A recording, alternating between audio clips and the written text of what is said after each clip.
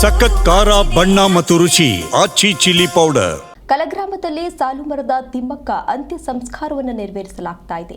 ಬೆಂಗಳೂರಿನ ಕಲಗ್ರಾಮದಲ್ಲಿ ಅಂತಿಮ ವಿಧಿವಿಧಾನವನ್ನು ನೆರವೇರಿಸಲಾಗ್ತಾ ಇದೆ.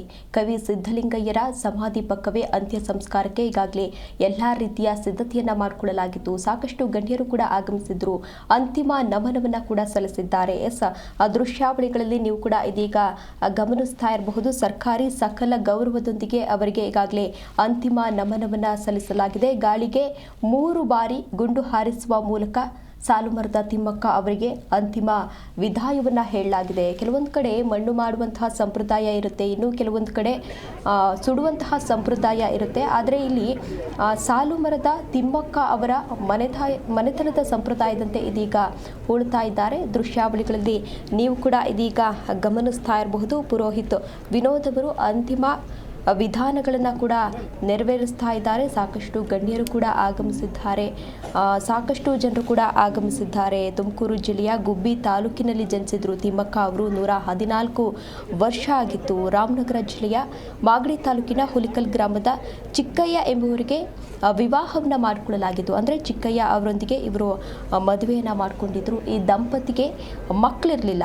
ಆದ್ದರಿಂದ ಈ ಮಕ್ಕಳಿರ್ಲಿಲ್ವಲ್ಲ, ಅದ ನೋವನ್ನು ಮರಿಬೇಕು, ಆ ನೋವನ್ನು ಮರಿಬೇಕು ಅಂತ ಹೇಳಿ ಸಾಲು ಸಾಲು ಗಿಡಗಳನ್ನು ನೆಟ್ಟಿದ್ದು, ಅದ್ರ ಪಾಲನೆ ಪೋಷಣೆಯನ್ನು ಮಾಡಿದ್ರು, ರಾಷ್ಟ್ರ ಪ್ರಶಸ್ತಿಯನ್ನು ಕೂಡ ಪಡೆದುಕೊಂಡಿದ್ರು. ಇದೀಗ ಅವರು ಸಾವನ್ನಪ್ಪಿರೋದು ನಿಜವಾಗ್ಲೂ ಕೂಡ ನಮ್ಮ ಕರ್ನಾಟಕಕ್ಕೆ ತುಂಬಲಾರದ ನಷ್ಟ ಅಂತಲೇ ಹೇಳಬಹುದು. ಇನ್ನು ತಿಮ್ಮಕ್ಕ ಅವರು ಅನಕ್ಷರಸ್ಥಿಯಾಗಿದ್ದರೂ ಕೂಡ ಪರಿಸರ ಸಂರಕ್ಷಣೆಯಲ್ಲಿ ಮಹತ್ತರವಾದ ಕಾರ್ಯವನ್ನು ಕೂಡ ಮಾಡಿದ್ರು. ಹಲವಾರು ರಾಷ್ಟ್ರೀಯ ಮತ್ತು ಅಂತಾರಾಷ್ಟ್ರೀಯ ಸಂಸ್ಥೆಗಳು ಅದನ್ನು ಗಮನಿಸಿ ಈಗಾಗಲೇ ಸಾಕಷ್ಟು ಪ್ರಶಸ್ತಿಗಳನ್ನು ಕೂಡ ನೀಡಿವೆ.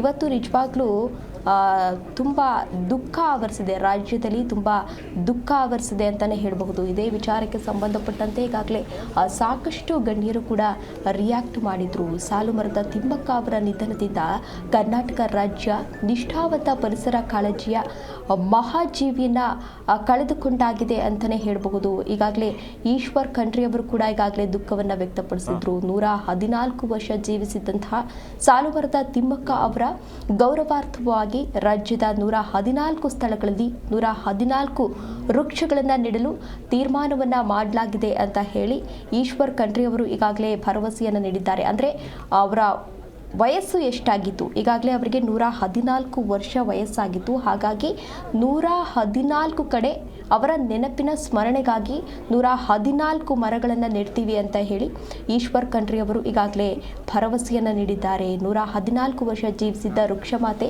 ಸಾಲು ಮರದ ತಿಮ್ಮಕ್ಕ ಅವರು ಸಾವನ್ನಪ್ಪಿರೋದು ನಿಜವಾಗ್ಲೂ ಕೂಡ ತುಂಬಲಾರದ ನಷ್ಟ. ದೃಶ್ಯಾವಳಿಗಳಲ್ಲಿ ನೀವು ಕೂಡ ಇದೀಗ ಗಮನಿಸ್ತಾ ಇರಬಹುದು. ಅಂತಿಮ ವಿಧಿವಿಧಾನಕ್ಕೆ ಎಲ್ಲ ರೀತಿಯ ಸಿದ್ಧತೆಯನ್ನು ಮಾಡಿಕೊಳ್ಳಲಾಗಿದೆ. ಸಾಲು ಮರದ ತಿಮ್ಮಕ್ಕ ಅವರ ಮನೆತನದ ಸಂಪ್ರದಾಯದಂತೆ ಹೂಳುವ ಸಂಪ್ರದಾಯ ಇದೆ. ಹಾಗಾಗಿ ಗುಂಡಿಯನ್ನು ಕೂಡ ತೆಗೆಯಲಾಗಿದೆ. ಅಲ್ಲಿ ಪೂಜೆ ಪುನಸ್ಕಾರವನ್ನು ಕೂಡ ನೆರವೇರಿಸಲಾಗ್ತಾ ಇರುವಂಥದ್ದು ದೃಶ್ಯಾವಳಿಗಳಲ್ಲಿ ಗಮನಿಸ್ತಾ ಇರಬಹುದು.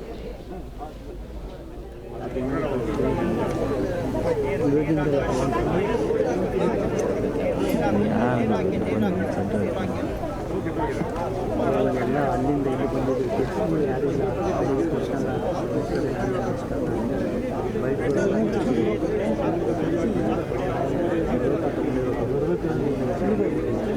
ಆ ವಿಜಲ್ ಕಳಿಸಿಲ್ಲ, ಕ್ಲೋಸಪ್ ಎಲ್ಲ ಐತೆ.